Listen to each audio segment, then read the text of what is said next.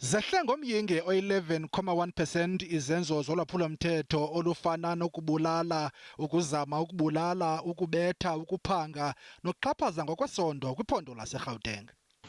That translates to a volume decrease of 4,877 counts. However, as law enforcement, we look beyond this decrease to those who have lost their lives and sustained serious injuries as victims of crime. Nangona Lehlile izinga lokubulawa kwabantu kweliphondo, kodwa linyukile kwisithili saseTshwane. Gauteng decreased 10.1% in the second quarter of July to September 2020-2021, with Tshwane district being the only district that registered an increase for murder. Kodwa nangona kunjalo lenyuke ngomyinge oyi-2.8% ulwaphulo-mthetho olwayamene nezimali.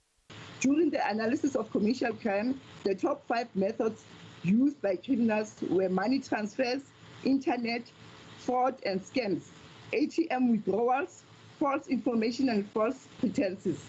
Ukanti imanyano yamapolisa isapu yothulele umnqwazi amapolisa ngokusebenza nzima. We salute men and women in blue who have sacrificed so much in fighting crime in our country. We will always give them our support.